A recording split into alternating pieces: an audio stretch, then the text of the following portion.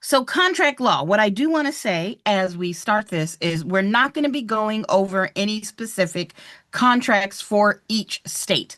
Every state has differences in how what happens when somebody buys a house and what are the rules and what do the contracts say. In fact, some states there are multiple contracts. And in any state, you don't have to use a contract if you're a buyer or seller that is given to you by an agent. You could hire an attorney and do your own thing. What we are going to talk about tonight are the basics of contract laws so that as people, hopefully there's no problems, but if there are problems, you understand a little bit how the law works so that you can know how to best help your client. So when it comes to contracts, there is a lot of vocab in this chapter, right? And I like to take all of the vocab that is in the chapter and kind of organize it in a way that kind of makes sense. So some stuff when it comes to contracts is just going to be like vocab words like, what does this mean? How do contracts work in general? You need to know about contracts' legal statuses. So we'll talk about valid and voidable and void and unenforceable contracts. We're going to talk about what happens when contracts are breached.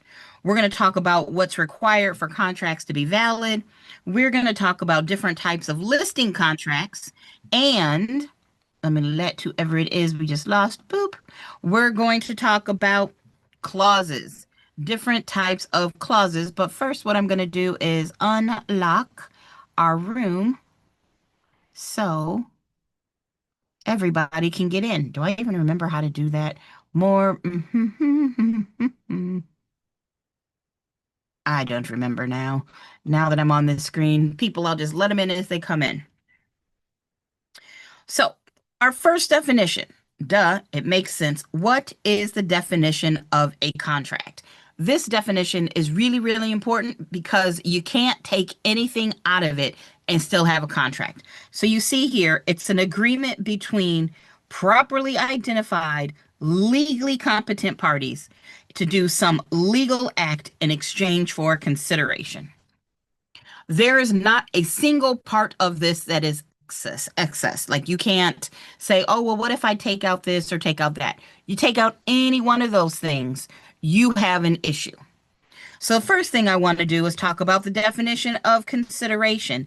It's anything of value. So it's usually going to be money, but we could talk about favors could be exchanged, items could be exchanged. It could be forbearance where you're agreeing not to do something or you're allowed not to do something, an action, anything. If there's an exchange of something, we're going to call that consideration as long as that something has value. Is it generally money? Yes, but it could be anything. Now, some terms you're going to see a lot. You got express contract versus implied contracts. Expressed contracts are ones that are either written, so it's in writing, or it's verbally stated. You all talked about it. That's what we mean by express contracts. An implied contract is one that is implied from conduct and actions. So we have a contract here that could be legally binding in a court of law because of our actions. We didn't agree, but we all kind of understand if I don't do what I promised to do, we could end up in front of a judge. The best example of this is going out to eat for a sit down dinner. If you go sit at a restaurant, then you go ahead and you pay after it's over. And if you were to dine and dash and not pay, depending on the cost of your meal, they could take you to jail. That's because it's an implied contract. When you went to the restaurant and you said, hey, seating for three, and then they brought you menus, they took your order, we were all kind of assuming because of our behaviors, there's a contract here that says, if you order the food and you eat the food, you promise to pay us. And if you don't, we can take you to court because we have an implied contract. We didn't agree to everything verbally. You didn't sign something when you came in. It's implied from the actions. All right.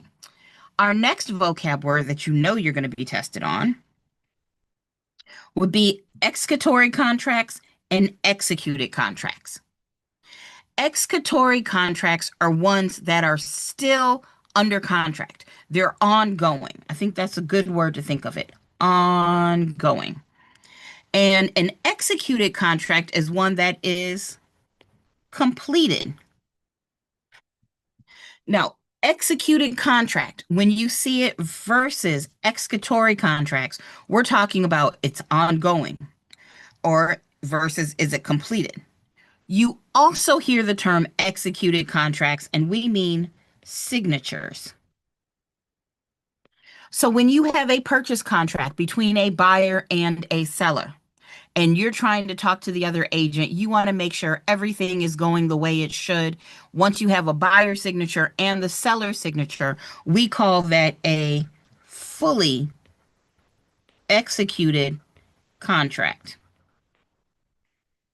I know, executed here, executed there, they sound exactly the same. They are. But what we're talking about is completed signatures when we're talking about signing, and we're talking about did you complete what you promised to do if we're talking about executory versus executed. I know you would think they would come up with some other word for this. Alas, they do not. You're just going to have to tell by the context clues. And we have lots of words in English that are, you don't know if it's read or read until you look at the rest of the sentence and the context clues and mean, are we in present tense or past tense? Same concept. There's no easy way to get around that, but it is something you're going to be tested about on, or they're just going to assume you to know. Morelli, you said, tell me about it. English is so weird. I think that's why I like it to study it so much, is because there's so many random rules. I don't know, but I can't imagine anybody who takes this test and passes it and English is not your first language. My hat is off to you, because people who English there is their first language gets caught up with all the tricks and all the words and whatnot. So for it to be your second language, that's amazing. You must be a genius, because I don't think I could do it. Okay, our next words here are bilateral contract and unilateral contract. Well, we got bi and we've got uni. We know that bi means two, and we know uni means one.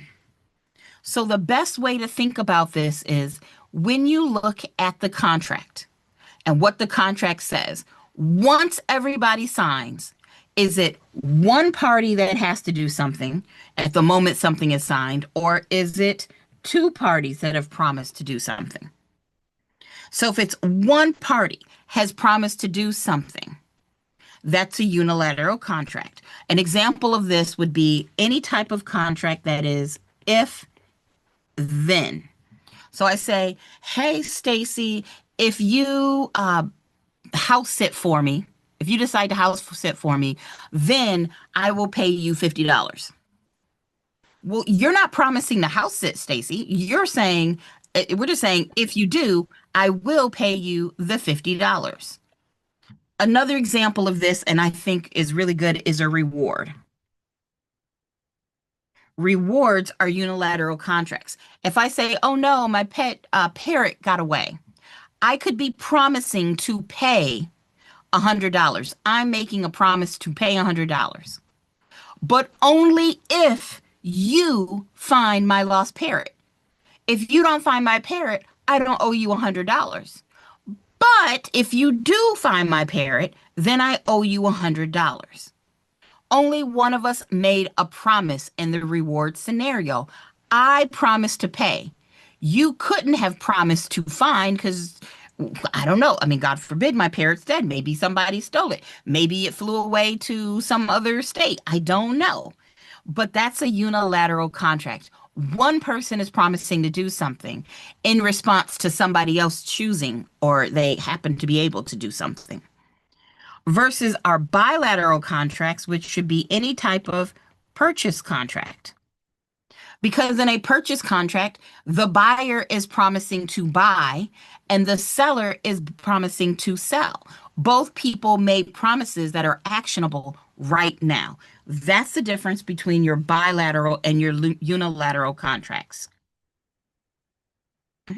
So I always think, because even if you understand the difference, you need to really know which each contract type is. So you can either take a screenshot or do what you want to do, but here are a list of different types of bilateral contracts, and here is a list of different unilateral contracts. I don't think you should memorize the list, but I do think it's worth as you go through. Oh, yeah, this makes sense why this is unilateral. This makes sense to why it's bilateral. So taking screenshots of stuff is amazing. All right. I would say one of the most requested things that I have to explain to people is this whole valid versus void contract deal. Valid versus void contracts. Think of valid versus void as you're either alive or you're dead. There's nothing in between. You're either pregnant or you're not. You're not a little bit pregnant. You're either pregnant or you're not. It's either something is valid or it's void. Now, if we're talking about pregnancy, well, you could be 4 weeks pregnant, you could be 12 weeks pregnant, you could be 20 weeks pregnant, you could be 32 weeks pregnant. I mean, there's different statuses. You're really, really pregnant, or you're pregnant, but it's, you're early in the term. There's levels of pregnancy, I guess, if you want to say that way. When it comes to valid contracts, there's different levels or states of validity. So, a valid contract, by its definition, is a contract that meets all the necessary elements, which we'll go over in a moment. But if you know, you know, MCLL, mutual agreement, consideration, legal capacity, and lawful objective. If it has all of these things, it is a valid contract. Once you decide it's a valid contract, then you have the different states. Once you know you're pregnant, now let's see how far along you are. An enforceable contract is one that the courts would say, yep, this is good. You made a contract, you've promised to do it. And if you mess it up, somebody can sue you and the courts can force you to do what you said you're going to do. That's what we mean by an enforceable contract. It's a valid contract. You had all the terms and you met all of the necessary conditions so that if it ended up in front of a judge will be willing to tackle, hey, you didn't do what you were supposed to do. Let me get involved. Or it could be an unenforceable contract. Sometimes you meet all the necessary elements on the base level MCLL, but it's missing something. It's missing something because of the circumstance, and a court won't step in. A great example of an unenforceable contract would be an oral real estate sales contract. If you have a real estate sales contract, it could have MCLL, mutual agreement, consideration, legal capacity, lawful objective. It could have all four of those things. But because it's a real estate sales contract, it has an extra need. It needs to be in writing. An unenforceable yet valid contract would be an oral real estate contract for the purchase of real estate. It has to be in writing. It's still a valid contract. It's just that the courts won't get involved. Now, you could have a valid contract that's not just enforceable or unenforceable.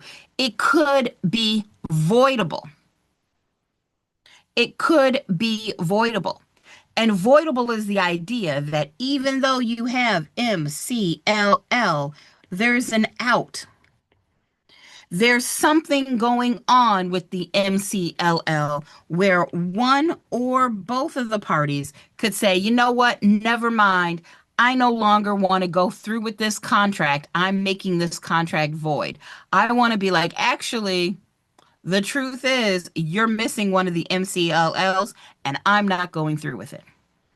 It looks valid on the outside, but when they open it up, it's not so good. Right? And really, you said you need to check if California and emancipate under the age can be under in a contract. Well, I can always ask. Let's ask Uncle Ray. I haven't asked him a question in a while. Let me see. That's a great question because I know California is different.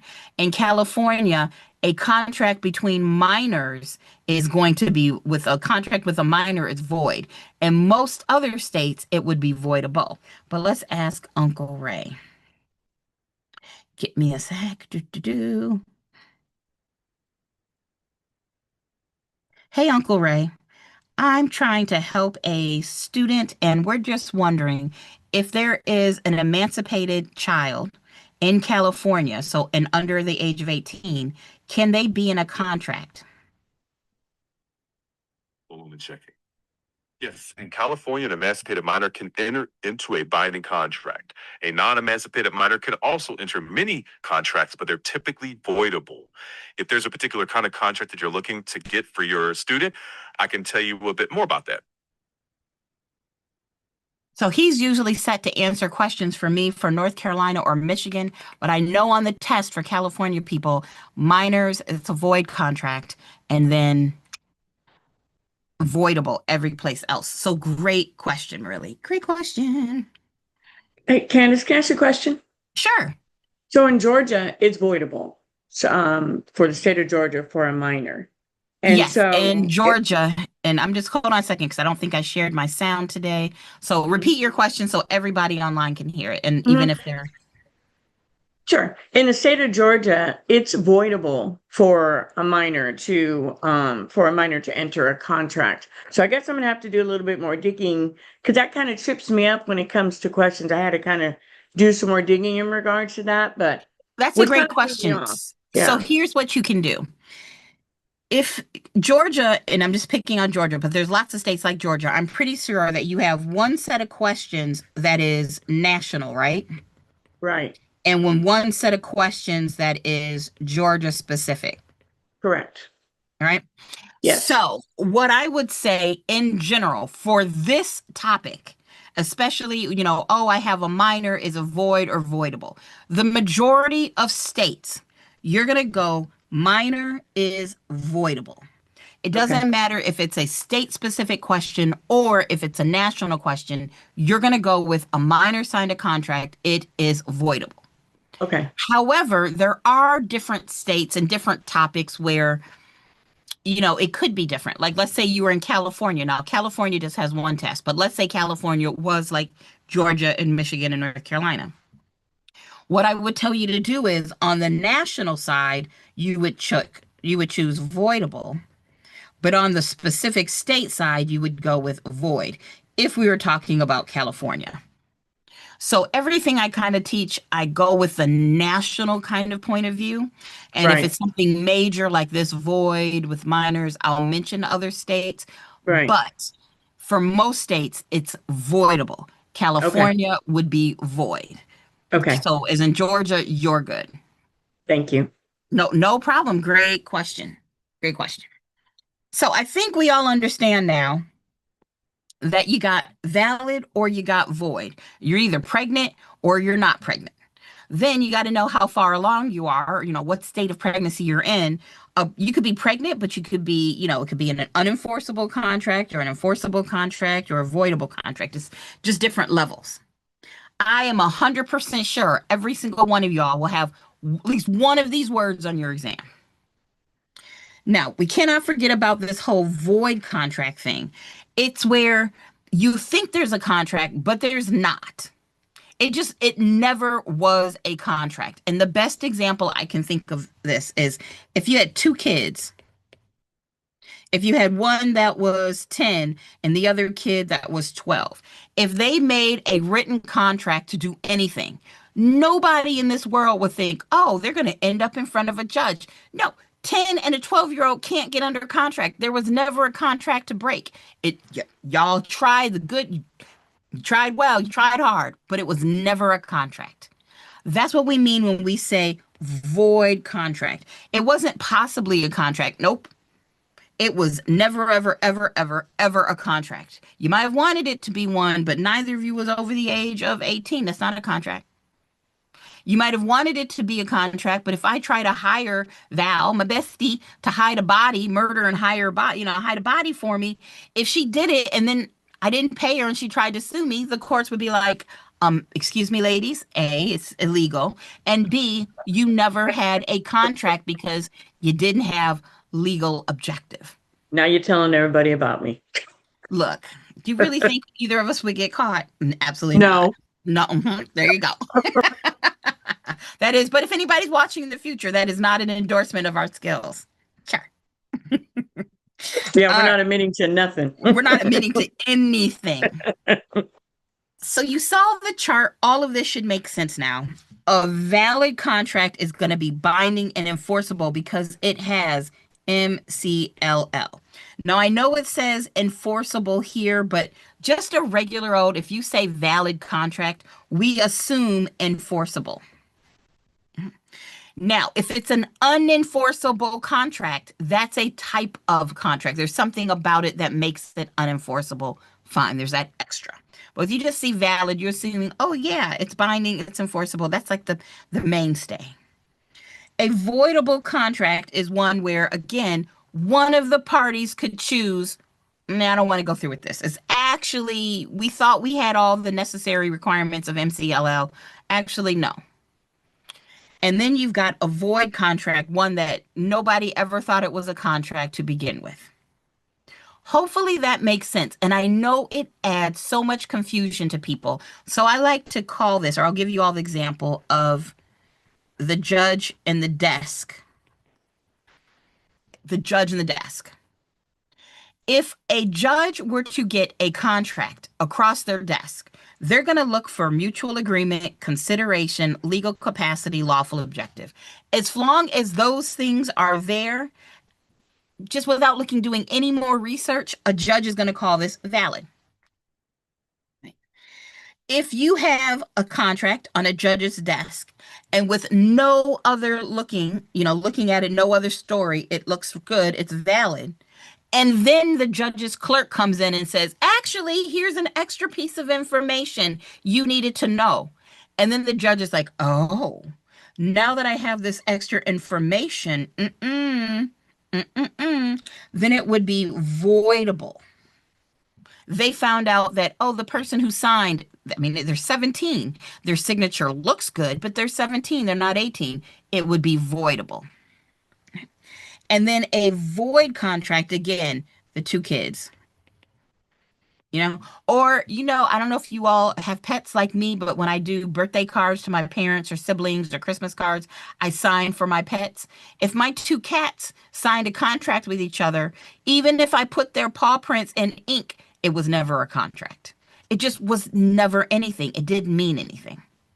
So good, Val. I'm glad the breakdown helped. I hope that clarifies some things as you've been testing, and now you get some of the nuances that you might have been tested on before. Yeah, that brought it out real good. I had a problem with voidable, especially in my state, because they like to ask the same question a couple of times. Good. So now I know it's just going to just be voidable. I'll just keep it safe. Just think about the judge and the desk. If the judge were to just look at it and not have any extra information, it looks valid. Right. But then when they dig a little deeper, they're like, kind of like opening a can of or a thing of spoiled milk. On the outside, it looks fine.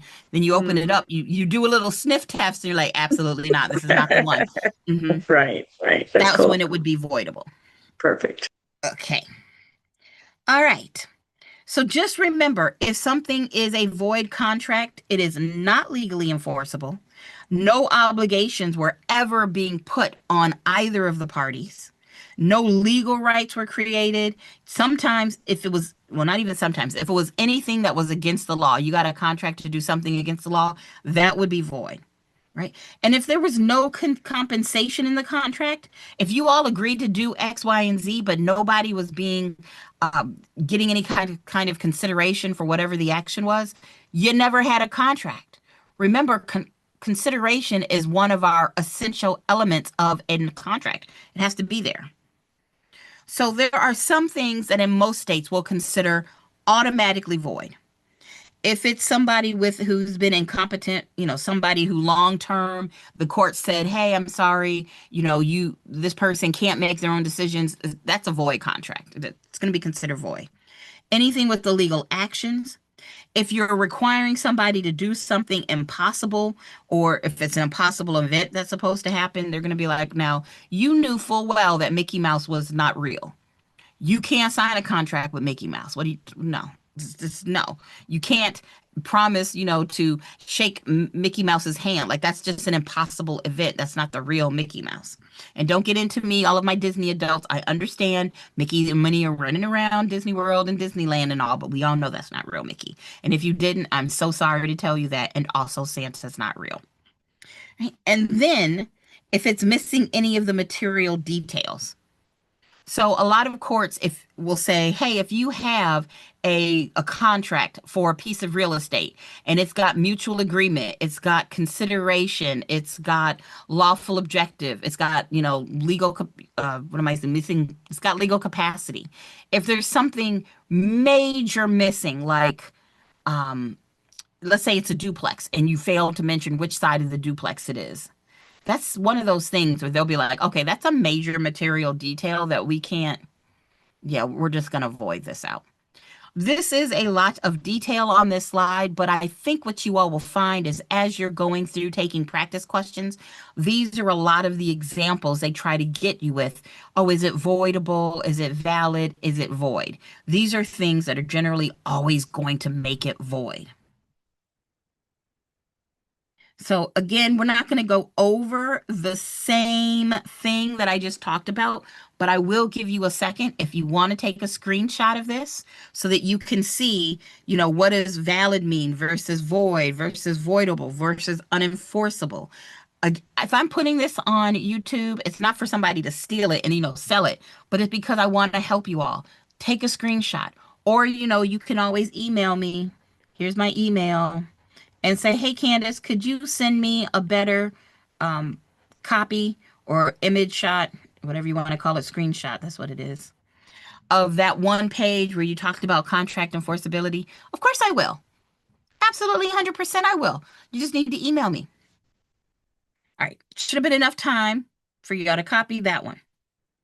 So let's talk about that MCLL one more time.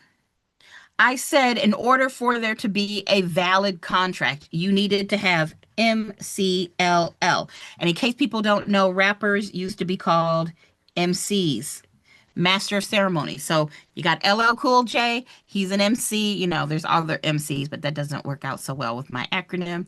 I know, he is good looking, isn't he? Ugh. So MCLL, if you want to have a valid contract, there are all sorts of illegal contracts I would like to have with Mr. LL Cool J, but it's got to have mutual agreement. There's got to be consideration. There's got to be legal capacity, and there has to be lawful objective. I'm pretty sure all of us know what this means, but let's do a quick review. Mutual assent or mutual agreement. This is also called a meeting of the minds. This is one of those things. This is why it's so important to make a list of your synonyms, words that, kind of end up being the same.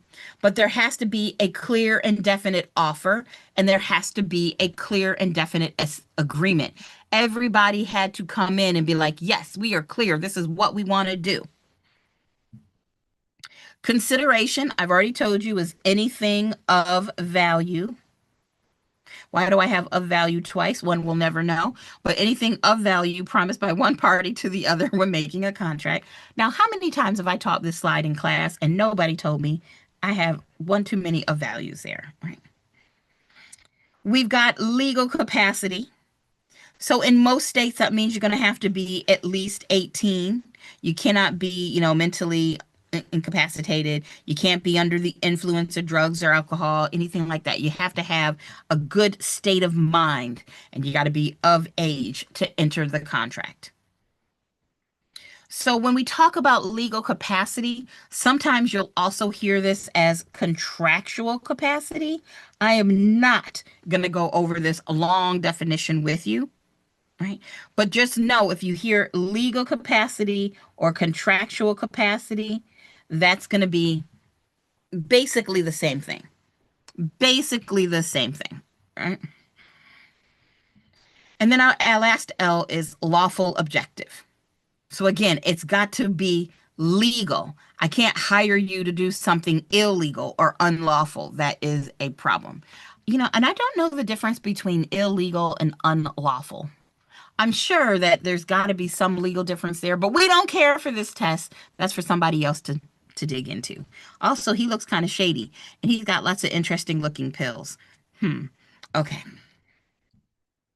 Now remember, I said contracts could be valid, and then once you know they're valid, there could be something going on, and maybe it's that's not how you spell unenforceable.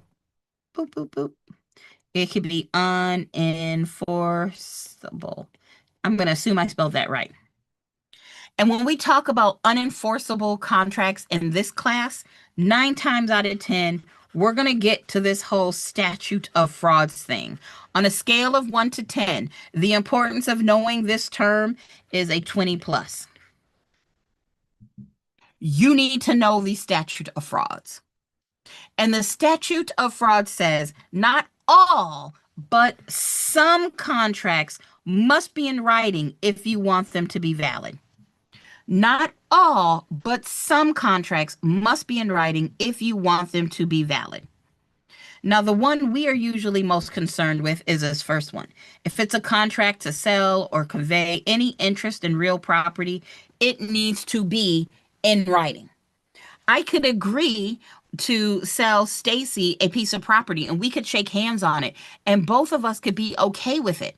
But if we ever ended up in court, maybe Stacy then backs out the night before, the judge would be like, Candace, that is a very sad story. But because of the statute of frauds, because you all are trying to agree to sell or transfer an interest in property, it needed to be in writing in order for me to get involved. Sorry. This is one you need to know. You're going to be tested on this. Now, I know most of you know that I'm a very full, I want you all to understand things. I don't want you ever to be talking to an attorney or a judge or anybody and say, well, I know what the contract of, statute of fraud says. And you really only know a bit. Just FYI for your own knowledge, these other things have to be in writing as well.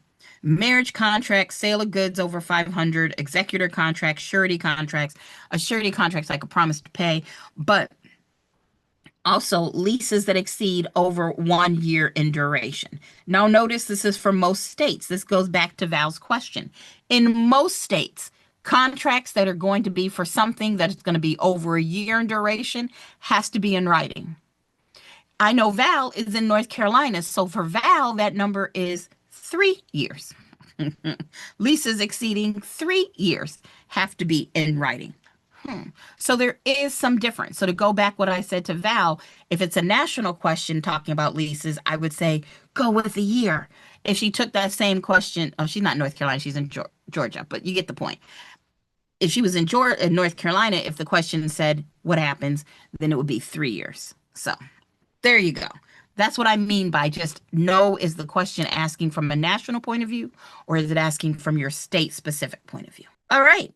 Now, we talked about the statute of frauds, but sometimes people get that mixed up with the statute of limitations. They're both statutes. Remember, statute is just a fancy word for like a law. The statute of fraud says, hey, some things need to be in writing. The statute of limitation says there's a limit to the law. There's a time limit to the law. And I know you all are familiar with this because I'm really hoping every single one of you has seen at least one episode of Law and Order, SVU, right? Law and Order, SVU. And there's always at least one case where sadly somebody was abused as a child and now they're 35 and now they're willing and they're able to, go after the person that did whatever it is, terrible thing they did. And then somebody's going to be like, oh, but you waited too long. The law said you had to press charges within a certain amount of time. That thing that limits how much time you have before you can press charges, that is the statute of limitations. There's a law that says, oh, I'm so sorry you were abused as a child. You better bring charges within the next 20 years. Now, I don't know if 20 years is the right answer, but you get that concept. That's the statute of limitations. They're putting a time limit. And different laws or things that you can sue somebody for, there'll be a time limit on there. All right. Now, similar to that time thing is latches. The way I like to look at this is the statute of limitations is in writing. It says it is part of the law. You have X amount of time to file a lawsuit. If somebody does something wrong, let's say, you know what latches is like? It's like being in a relationship. And can we all agree if you're in a romantic relationship, if somebody wants to be like, and don't you remember that one time 5 years ago you did this one thing? You'd be like, look, you waited 5 years to bring this up? Absolutely not. That's off the table. There's like an unspoken rule depending on what it was. All right. Now, depending on how bad it was, maybe there is no time limit, but you did this one thing and you forgot to cover, put the lid back on my takeout 5 years ago. Nobody cares. You waited too long to complain. You had like a 24-hour window where you could complain. That's latches. When the law doesn't say, hey, there is a time period where you can file suit, the law doesn't specifically say it, but the person obviously waited too long to complain. The judge could look at you and be like, yeah, you had an unreasonable delay in bringing this claim, and so I'm throwing it out. You waited too long, latches. So think of it, statute of limitation is based on what the law specifically says. Latches is, no, it was unreasonable. You should have said something 4.5 years ago. I mean, come on. So there you go. So in order to be under contract, we know that you had to have MCLL, mutual agreement, consideration, legal capacity, and lawful objective. And sometimes I'll put my L's, in different orders. It doesn't really matter. But when we talk about MCLL, I said, hey, there has to be mutual agreement. It had to be mutually agreed to the fact we both want to be under contract. And when you want to show the world that you agree you want to be under contract, you sign the document. The thing about signing a document is you can only see that they signed. You can't tell their state of mind. So it looks like somebody signed and it was a mutual, they wanted to do this. But when you dig a little deeper, it's like the sniff test. You're like, this is actually not, this doesn't smell right. Something ain't right here. Well, when the something ain't right here happens, you do not have reality of consent. A contract must be entered into as a free and voluntary act. But when the judge, when they get this contract to get, across their desk and they look a little deeper and they're like, oh, actually, now that I sniff it a little bit, this person didn't really want to be under contract. You do not have reality of consent. Right? You have what's called this failure of contract validity.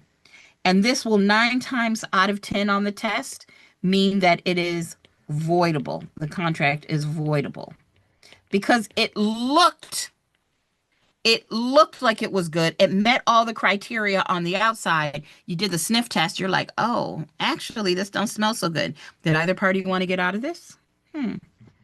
So what could cause this, failure of contract validity? Mutual mistake. Both of us were under the assumption of XYZ. It turns out XYZ is not true. We mutually made the same mistake and now this contract doesn't make sense. Okay, that could be voidable now. Misrepresentation and fraud. As a general rule, fraud is a bigger level of misrepresentation. If this was a law class, we would 100% go over the difference between fraud and misrepresentation. I am not an attorney. I just play one on TV or when I'm teaching a class. Now, I'm not an attorney, so I'm not going to go over this. But as far as we're concerned, it's the same thing. Somebody misrepresented, they defrauded somebody, they meant to lie. Just know if we can prove that there's a lie or somebody was defrauded, then more than likely a judge will be like, actually, we don't have contract validity. This was not under a, free and voluntary act. Did you want to void this now that I know the truth? Then you get to the two that confuse a lot of people, this undue influence and duress. Think of duress as a threat and undue influence as an abuse of power. So duress is a threat.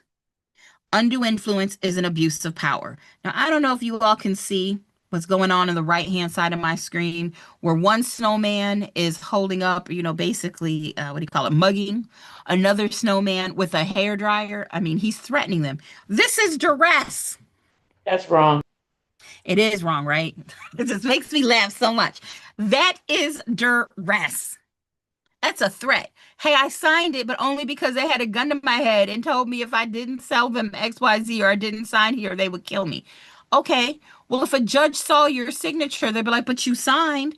It looked good until you took the sniff test. And now that you can prove they held a gun to your head, you would be allowed, if you wanted, make it voidable. If you want to void it, you can. Undue influence would be if somebody who and this is hard to prove.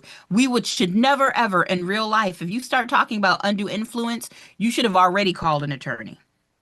But it's where somebody takes advantage of your relationship. So if you have an attorney that's lying to you so that they can get something to their benefit, a judge might call that undue influence. If you're in a religious organization and this person has lied to you and, based on our religion and blah, blah, blah, and then you sign a contract, they convince you to do something you normally wouldn't do, but because of this special relationship, you did it anyway.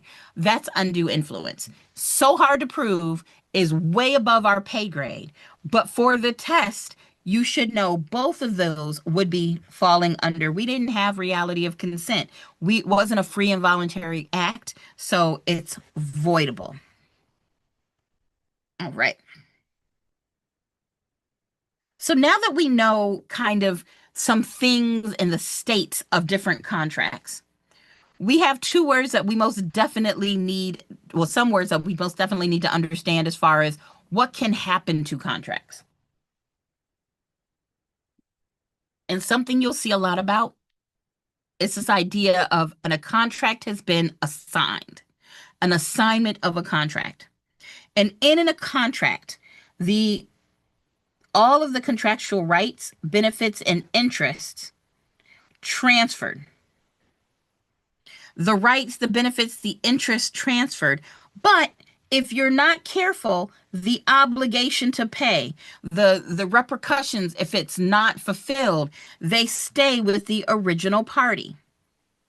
So it's like you're giving away all the good stuff, but if that person fails to do X, Y, and Z, then yeah, you're still going to be held liable. Think of this as when you have an apartment or a rent and you sublet. All of us know if I have an apartment that I'm renting out from a landlord, and then I'm like, hey, Stacy, I've got another 6 months left. Do you want to take over this lease for me? And if she's subletting, she's agreeing to take over the lease. She's agreeing to pay. But if she stops paying, my landlord's going to be like, that's great. Stacy promised you. But at the end, Candace, you promised me. So Candace, you're responsible for this rent. That would be a great example of an assignment. So could we possibly replace Stacy for me on that original contract? Yes. Or could we write, hey, you agreed to take care of this and to live here and to pay, and we're going to make sure that I'm not responsible in any way, shape, or form. Again, call an attorney. It is possible to do that. But just a basic assignment, remember, the original party is still on the hook. I love you, Stacy, but I don't trust anybody that much. I'll be like, nah, we need to end my contract, and then you need to get your new contract with my landlord. No. Because I don't want to be still on the hook. Now, I just said, not because I don't love you, Stacy, but I want to terminate my contract if that was the case. Well, there are some things that can terminate a contract, and I call this Fabio. Now, for some of y'all, you don't know who Fabio is. Those of us that are old, remember this is the guy who was on all those romance novels in the 80s and early 90s. Hey, hey, hey, not old. I'm okay being old. We saw Good books, him. though. Good So books. it's Fabio. He did look good back in the day. I don't know what he looks like now, but back in the day, he did look like those book covers. So this is me if I had to imagine him. I put this in AI. I was like, hey, if he was like the Terminator or something. Oh, that's okay, Stacy. I just used your name. She said her headphones would quit working. You heard me call my name. I was just using you for an example. Don't worry. So, Fabio, full performance, agreement of the parties, breach, impossibility of performance, operation of law. These things will terminate a contract. I'll quickly go over what these mean. Full performance means everything was completed. Everything was completed. I promised to do X. You promised to do Y.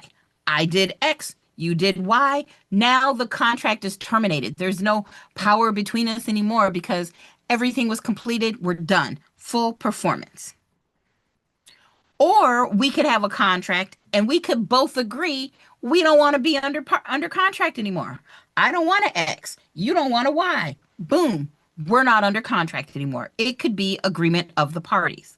Now, there are types of agreement of the parties, including novation and accord and satisfaction. And I do believe that this is important enough for us to talk about the differences. Now, to talk about accord and satisfaction, actually, let's start with this one, novation. Novation, think of the word nova, or think of the, nova, which means new. So in that example where I said, hey, I don't want to sublet, I want to completely get off of this contract and replace Stacy, and she is new. We are completely getting rid of me, and now Stacy gets all the benefits and the responsibilities. So we completely replaced one party for another, or it's basically a new contract for another. That's a novation. I no longer have anything to do with nothing in a novation. We terminated the contract between me and the landlord. Right? That's novation. For accord and satisfaction, I need everybody to think back to what you know about your finance words. And we are going to talk about promissory notes, which we know a promissory note is your promise to pay. And I could sign a promissory note with a bank and say, hey, I'll repay you $500,000 in 30 years. Not to mention the interest, but let's just go with the principal part. I promise to pay you $500,000 over 30 years. Right? Well, what happens if I don't? I don't pay you all of that money. And for this, I want you all to think of a situation called a short sale. This is not a contract word per se, but I want to tie all of this to how you'd see it in real estate. In a short sale, Candace agreed to pay the bank $500,000, but the market sucks, and now all I can do is sell it for $400,000. So I'm short, let's just say I've paid off some of it, I'm short $70,000. Oh no. I owe them $500. I will have only paid back $400,000 if I sell this house, and I'm still short $70,000. That is a short sale. Now, one thing that could happen is the bank could allow me to sell the house as a short sale, and then that extra $70,000 I still owe them could be a judgment lien against me. Remember, the promissory note or the mortgage was a specific lien against my specific piece of real property.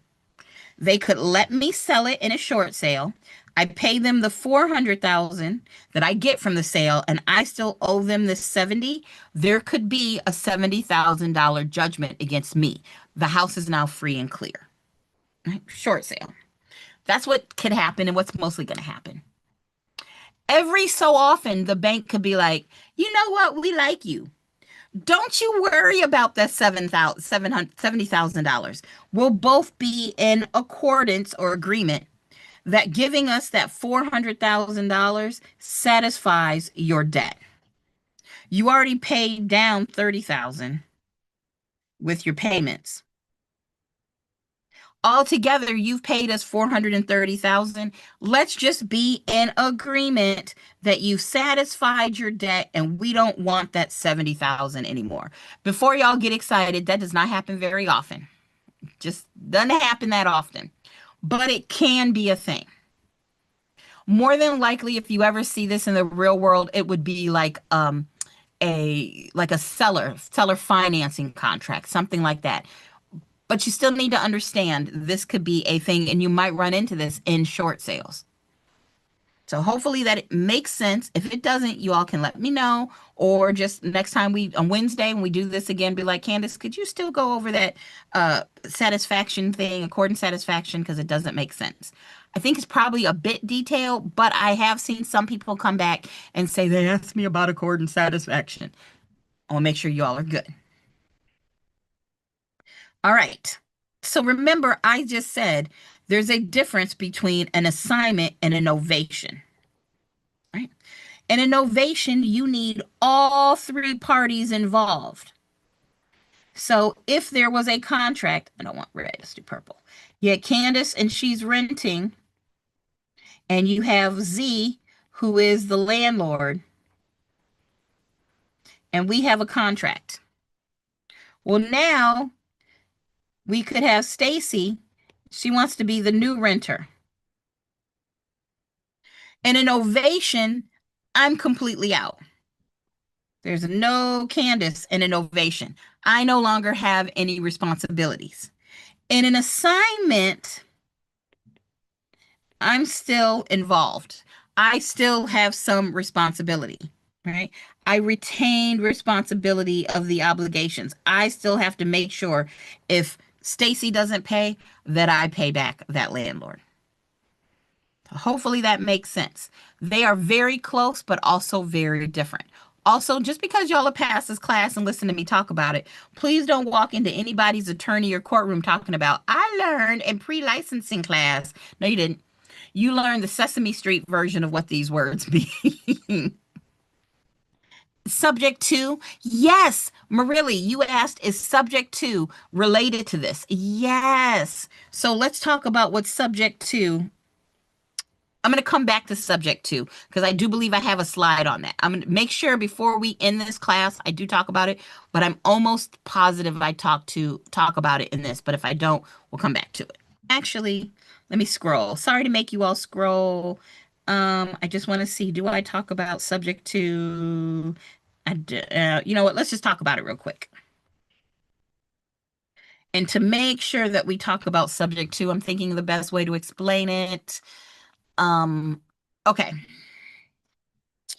Subject to is basically an assignment.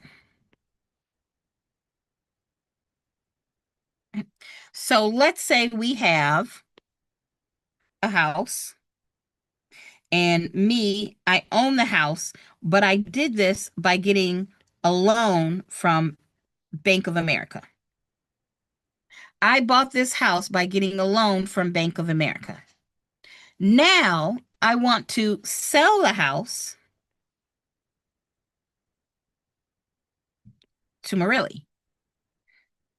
Most of the time, what would happen is Marilli would pay me the full price of the house, and then I would pay off the bank. That's what would normally happen. In a subject to, I'm selling to Marilli, but then I'm basically got to pay, she's got to pay the bank. She pays the bank. So now money goes from Marilli to the Bank of America. If she does not pay, they're going to come back to me and be like, hey, Candace, we understand you thought you sold to Marilli, but she's not paying. Pony up. That would be like an assignment. I've kind of simplified it, but yes.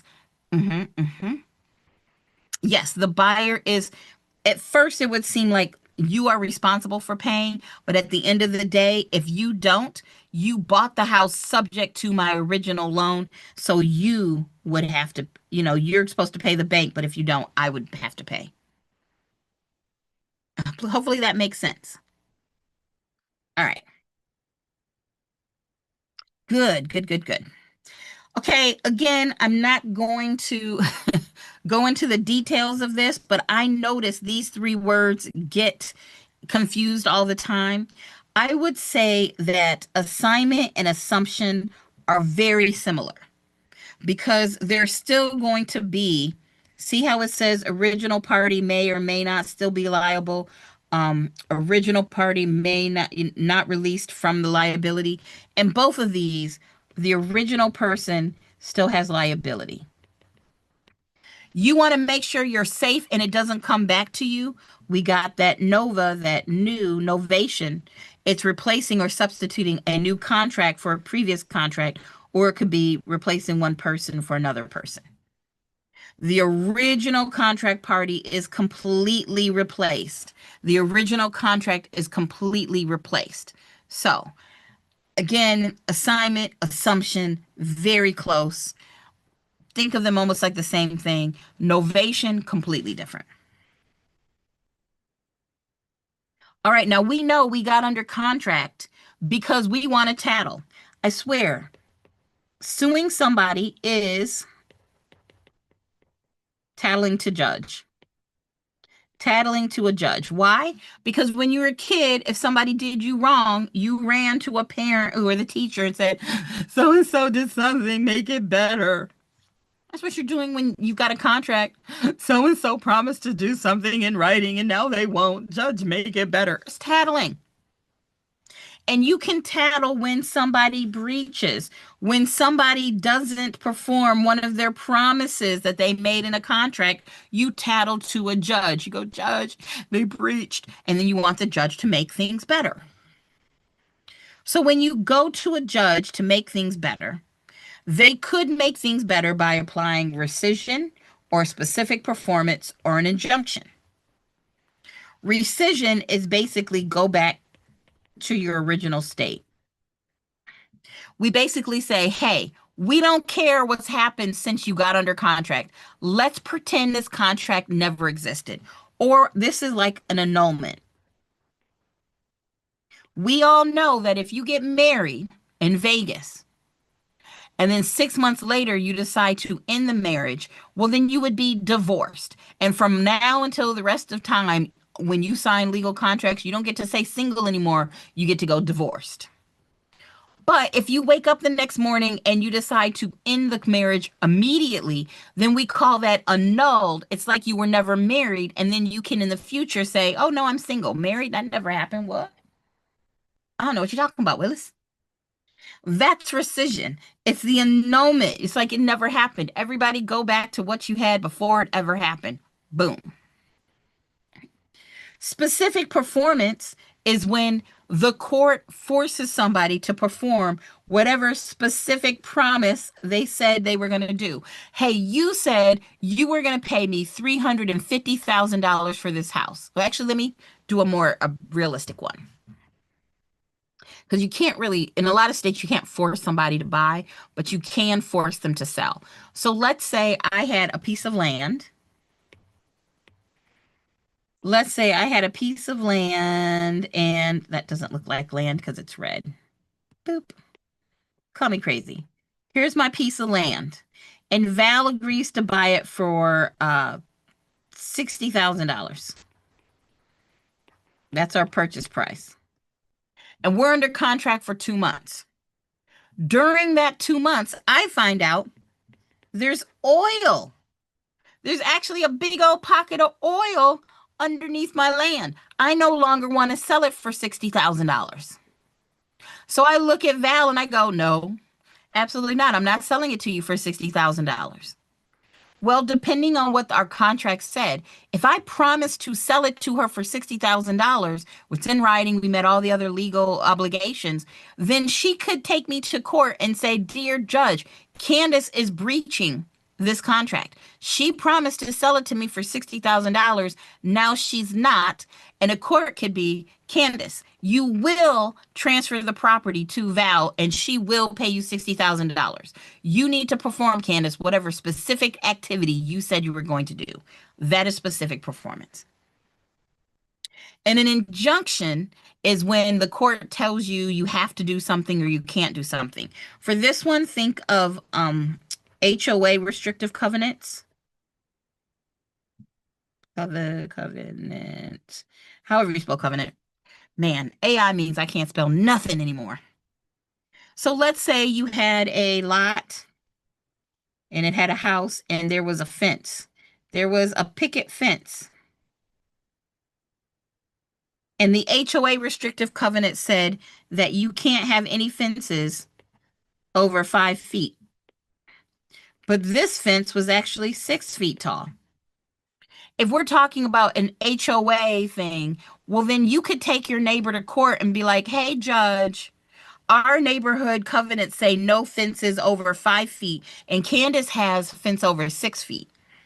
When the court tells somebody to take that down, that's an injunction. The court is getting involved, making you do or not do something. There you go. Now, we know when you breach, one of these 3 things could happen, but this is America. And in America, what will make you feel better if somebody does you wrong is money. So sometimes the courts say, yeah, this person totally breached. They should pay you some money. And we call those money damages, and or just damages in general. And there's different flavors or types of damages. There's compensatory damages. You need to compensate somebody for a loss that you caused them. Consequential damages, you don't care about. I don't have enough time or energy to go into it anymore, but you should know it's a type of money damages. Liquidated damages is the big one. Liquidated damages is the one I need you to know. Right? Liquidated damages is when you have 2 parties in a contract. And in the contract, the 2 parties decided at the beginning, hey, if I breach, here's what you can have. You can have this big amount of money. Like your earnest money, exactly, like earnest money. Because isn't that what earnest money is saying? Hey, seller, if I decide not to buy your house at the last minute, here's some money that you can get. Yes, liquidated damages are an amount of money agreed upon by the parties at the time of contract signing that establishes the damages that can be recovered if a party breaches. Earnest monies. They may not always legally be liquidated damages, but they're going to act like it, right? Earnest monies basically act like liquidated damages. Punitive damages is when somebody needs to be punished. You know what you were doing was wrong, so we're going to punish you. We're going to make this hurt, pay out some money. And nominal damages, think jaywalking. If you had to pay a fine for jaywalking, what was it, $15? Not taking court fees into account. Those court fees are probably 5 times higher than whatever the ticket was. They're going to charge you because you were jaywalking, but it's going to be nominal. It's just going to be, well, we had to do something to you. That's nominal. All right. I know we said we're going to do contracts, and if everybody doesn't mind to stay a little longer, and if you have to go, you can. But there's no way I can talk about all those contract words and not deal with some other contract stuff that you need to know. So usually I teach this as a separate chapter, but I really feel like, especially, I don't remember who it was that said they could go over a review of contracts, but I really think we need to do this stuff too, but it shouldn't take as long. First, we need to know that I spelled essence wrong. The first thing we need to know is I spelled time is of the essence wrong. All right, I need to pull this together. I don't know how I missed this. Doesn't what do you call it? PowerPoint have spell check, the little red wavy line. I need to pull it together. But it's a statement that means timing is material. It gives a drop dead date, kind of like taxes are due on the 15th, end story. But what had happened? No, taxes are due on the 15th. When you put time is of the essence in a contract, there's no wiggle room on that date or time. It is what it is. And if you miss that date and time, you're done. Right. So just be very careful when using or you see this time being of the essence or time is of the essence.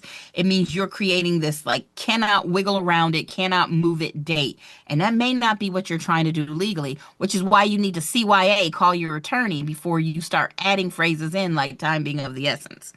Don't play with that. Now we know because we talked about MCLL, every offer has to have, or every contract has to have mutual agreement.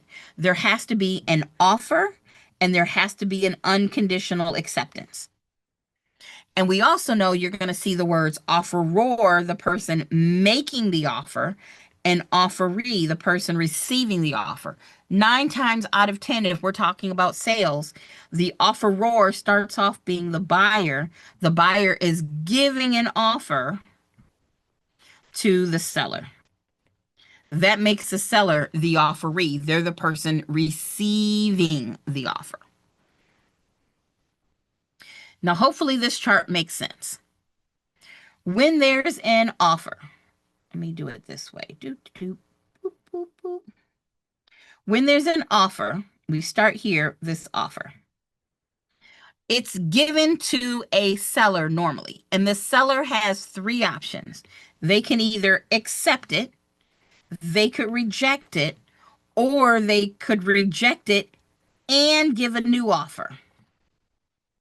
So if there's an offer from the buyer to the seller can either accept it, they can reject it, or they can counter. Well, remember, if they accept it, and remember, we know acceptance means communication of those signatures, then once the seller signs and tells the buyer they've signed, then you're under contract. If they reject it, it's just a no, period. No, period. We don't want to, they don't talk about no. Well, how about no? Just no. That's a rejection. You have no contract. Most of the time, the seller will counter offer, which is no and. It's like when you go to improv. If any of you all know what improv is, it's like whenever somebody's talking on the stage, they have to go da da da da da da, and you have to add on, which I love improv because I'm corny like that, but it's a no and.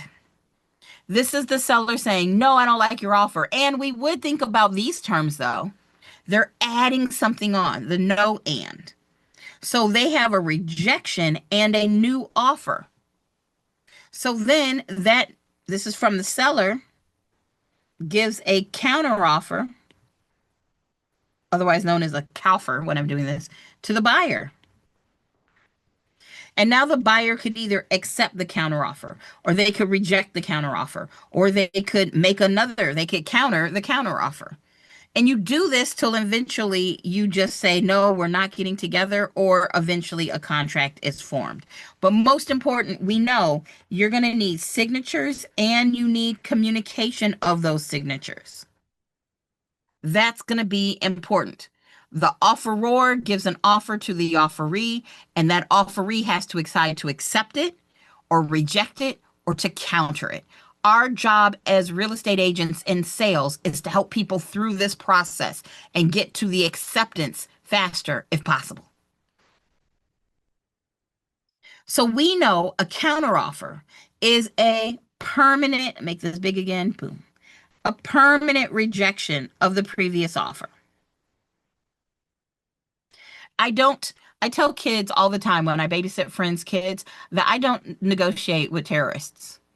If I tell a kid, okay, you're going to bed in 30 minutes, this is your warning, and they go, oh, I don't want to go, can we have a little bit more? 15. I'm not negotiating. Oh, you want to keep talking? It's about to be now. I do not negotiate with terrorists. Did I call the children terrorists? Yes, I did. That's why I don't have them. Right? Now, that is like a counter offer. It is a permanent rejection. This is not like it's a permanent rejection. Once they say, how about 15? We're not going back to 30. You complained about the 30 minutes, it's 15 or nothing. You cannot go back to the original offer. A permanent rejection of the original offer. Keyword here being permanent. And this happens anytime the seller, assuming the seller's the offeree, assuming that the seller is the offeree. If they change anything, so if the offer says, hey, we want to close on October 31st, and the seller comes back and says, no, how about the 30th? There's a no, and now there's a new offer. That's a counteroffer.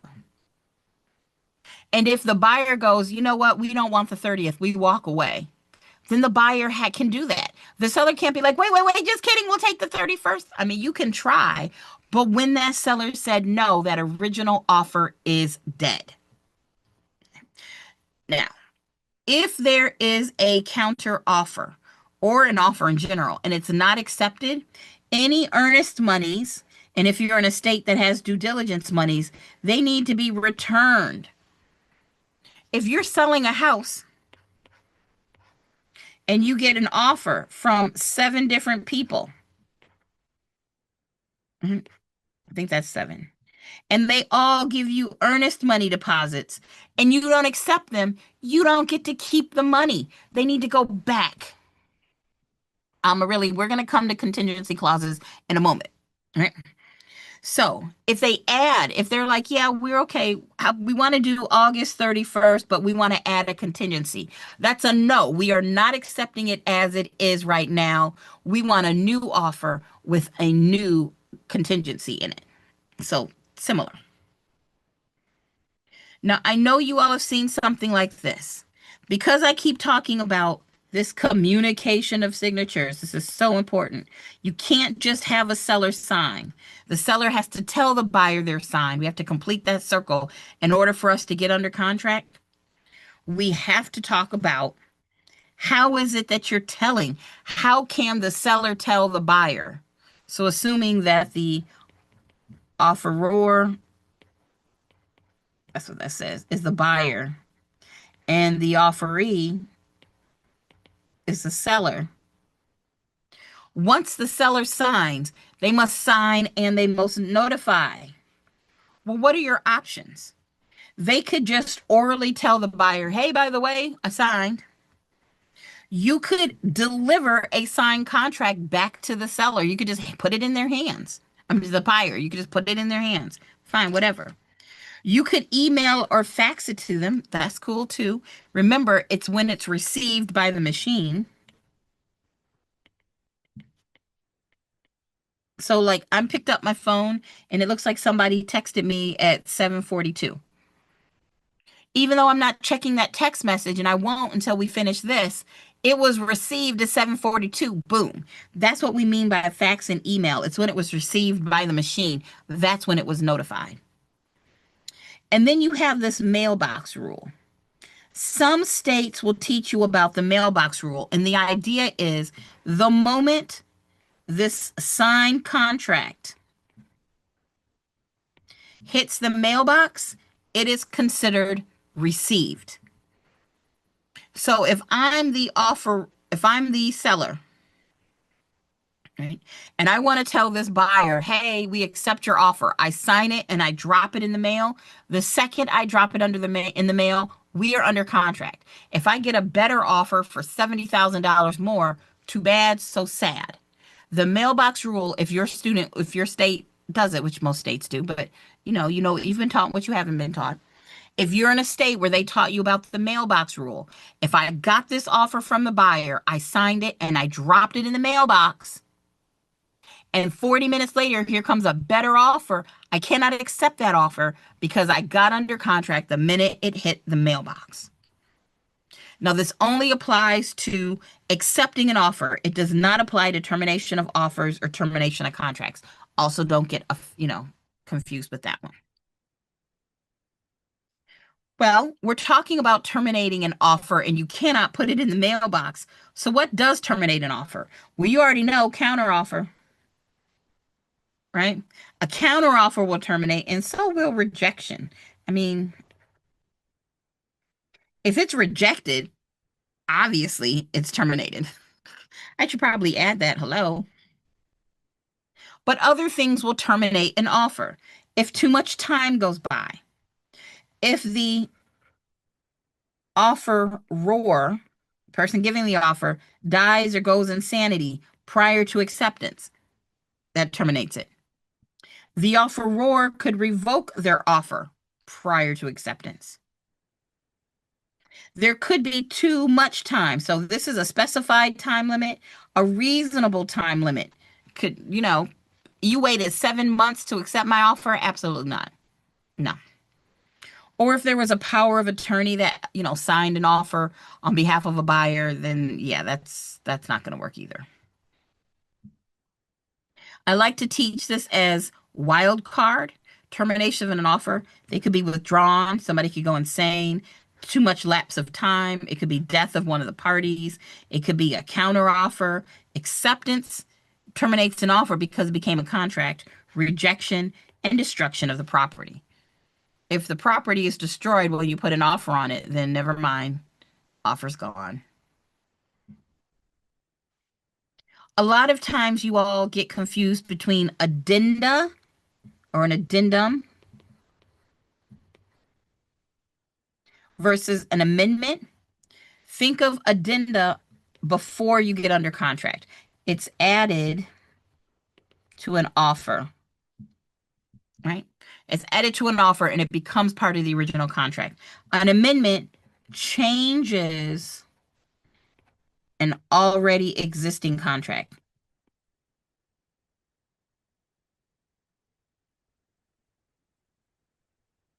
Right? It's an edit made to a contract that already exists. You made it after the contract is signed. So an addendum, think of like the lead-based paint. Addendum. If the house was built before 1979, not 78, 79, 78, look at me losing my mind. If it was built before 1978, am I losing my, it's 1978, right? Then you have to add the addendum. You added it to the original offer. It was always part of the original contract. Now, contingencies. You asked about this really, and so a contingency is adding an exit.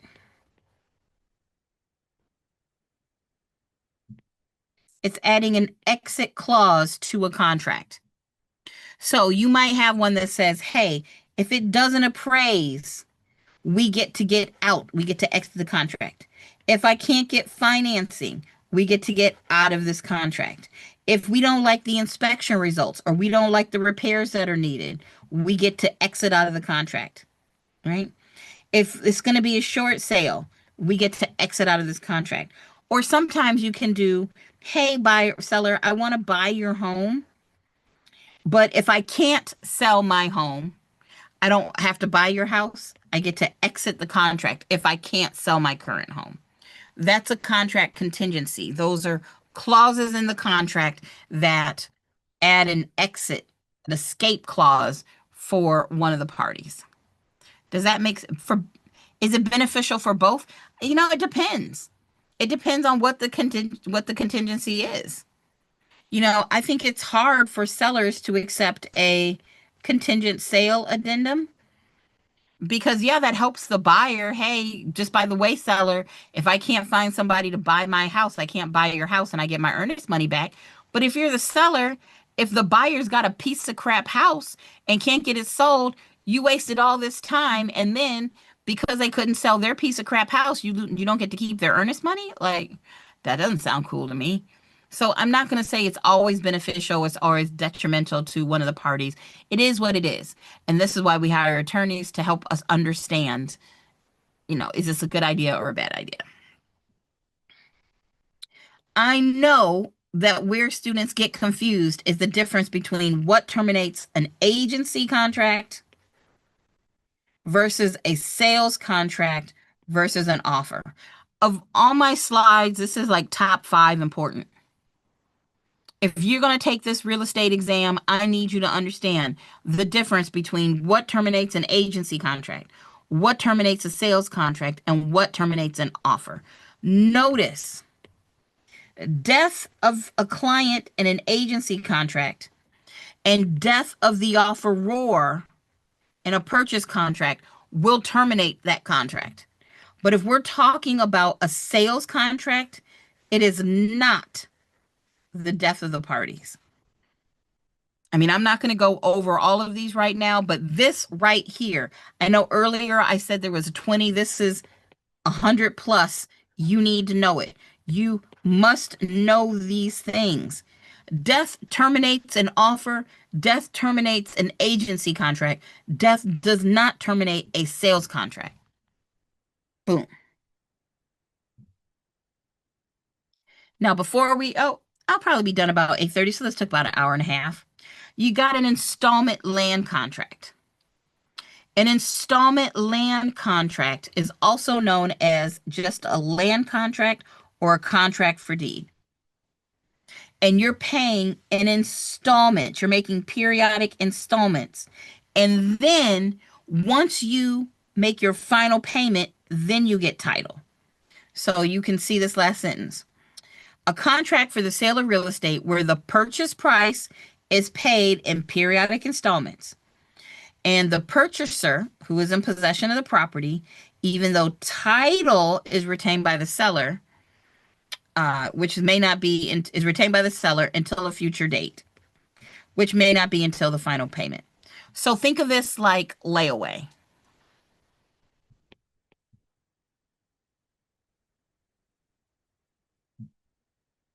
It's like layaway. Did I say layaway right? I don't even know. And remember, equitable title is the right to claim title later. And I think I have a slide that explains this better. Oh, here we go. Equitable title is when you are next in line. You're the next buyer in line. So you got the seller. He has title. And then this buyer, when you finish paying, the title goes to you. The right that for this come to you at some point, that's equitable title. The right to claim title later. And it is a legal interest. I'm trying to see if I have this picture here. Oh, I took it out. Okay, so let's talk about it this way. In an installment land contract, let's say you put something on layaway and then you stop payments. Do you get anything? If you make payments on layaway and then you stop paying, do they pay you anything? No, absolutely not. You just made payments for nothing. You just stopped paying. That's their money now. That's an installment land contract. If you pay off what you want for that property the way you're supposed to, then it's yours. You don't get anything until then. That's an installment land contract versus an option. In an option, the seller agrees to keep an open offer to sell or lease real property. But it's going to cost you money. So the slide I was thinking about is this. In an option, imagine you go to the thrift store. If I could right now, I would play that Macklemore song about the thrift store. But let's say you see this couch and you pay them money. Maybe you pay them $10 to put it on hold. You pay them $10 to put it on hold because you need to see if that couch is going to fit. You pay the $10 to the thrift store. And for that $10, they are promising when you come back tomorrow, the couch will still be there. They won't up the price to $15. They won't put off. No, for $10, you are putting a hold on that couch so nobody else can buy it. If you decide not to buy it, then they're just going to keep your $10 and you keep on rolling. But if they tell you this $10 gets you a 48-hour hold, for 48 hours, they can't sell that house to or that couch to anybody else. That is an option. Because the seller is giving the buyer the exclusive right to purchase at a set price.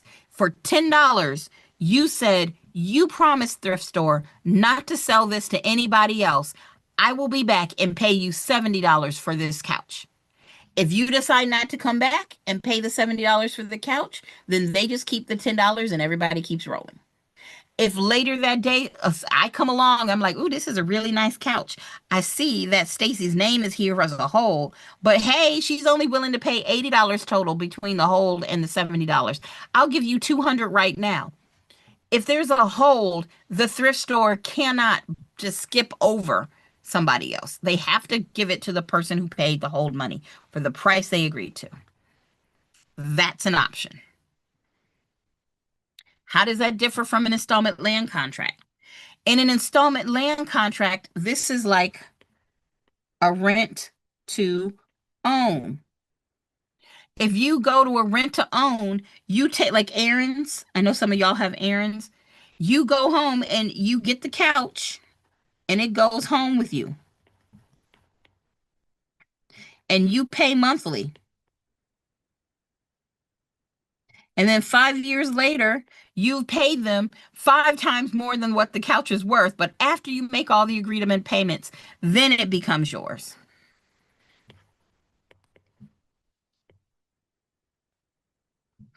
Rent to own, that's an installment land contract. You get to use it, but you're getting equitable title. Eventually, it will be yours after you make that final payment. So hopefully that makes sense to everybody. The difference between putting something on hold at a thrift store versus an installment land contract being rent to own. Good. Thank you, Marilla. It does make sense. Yay. So just so we're reminded, an option is a unilateral contract. The seller is promising to sell, but the buyer is not promising to buy. If I decide to buy, you, seller, are promising to sell it to me at this price, but I'm not promising to buy. I'll let you know what I decide. I'm just going to put you on hold. Then once the buyer says, yes, I want to buy it, then it becomes a bilateral contract. Going all the way back to more than an hour ago, we're tying these words and these concepts back up. Now, similar to an option, and I think this is the greatest sentence ever. In an option, the owner must sell, the buyer does not have to buy, and the price is predetermined. If there's only one of these that you know, make it be this one. But similar, you have a right of first opportunity and the right of first refusal. These are going to be if the owner decides to sell. This is basically giving dibs. This is basically saying, hey, this is so awesome. If you ever decide to sell it, would you come to me first? That's all this right of first opportunity and the right of first refusal is. If you decide to sell, you promise to come to me. And the right of first opportunity, there is a predetermined price. And a right of first refusal, they promise to come to you to match offers. So let's say I have a piece of land. You know, I like green for my land. And that's actually black. That will go with it. And let's say Target wants it. If we're talking about the right of first opportunity, we would have decided, hey, Target, you can buy my land for $1.1 million if I decide to sell. We've already set a predetermined price. And they're going to pay me money. Target might give me maybe they give $10,000. So for the next year, they give me $10,000 cash. And for the next year, if I decide to sell, I'm going to sell it to them for $1.1 million. Or it could be a right of first refusal. Change colors. And a right of first refusal, if I didn't change the color. Gosh darn it. Boom. If I decide to sell, they can match other offers. So maybe here comes Walmart. And they offer me 1.5 mil. If it's a right of first refusal, Target might have given me 5K.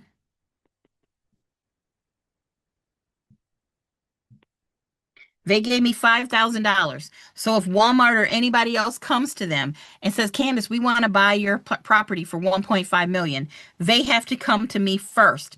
They have to get the ability to match what Walmart would be willing to pay. It's basically Target saying, okay, Candace, we really want it, but we know that you're not ready to sell. But if you do sell, or somebody comes to you and says they'll, sell it to you for X amount, we want first dibs. You can't sell it to anybody else until you see if we want to pay what they're willing to pay. That is your difference between right of first opportunity. So your first opportunity has this predetermined price, and a first refusal where they have to match. I haven't come up with a good way to remember that, but it just hit me. Maybe you could refuse a match. Maybe if Serena or Venus came to me and said, hey, Candace, we want to play a tennis match with you. No, I have the right to refuse that. I don't want to embarrass myself. I could refuse that match because I don't want to embarrass myself. That might be how I remember right of first refusal. The right of first opportunity, maybe I'll think OP and then the P here for predetermined. I don't know. I have not come up with a great way to remember these, but if somebody else does, let me know. And that, boys and girls, it is 8:34. So it would have taken me exactly an hour and a half. I'm hoping that this helps. Stacy, I hope this review helps before you test, that I hit some things here. Now, guys, I did this in an hour and a half. If you've ever seen one of my long reviews that I used to do for uh, what was the name of that group? I can't think of the name of the group right now, but if you ever saw those, I would usually do contracts in like 4 hours. I did not hit everything. I hit the high points on words you most definitely need to know. If I talked about it today, you need to know it for the test. Oh, you are so very welcome, Miss Maribel. Oh, thank you, Miss Val. Yes, I'm gonna go, guys. I have some leftover 4th of July stuff I would like to eat and maybe catch one last fireworks show before our holiday is over.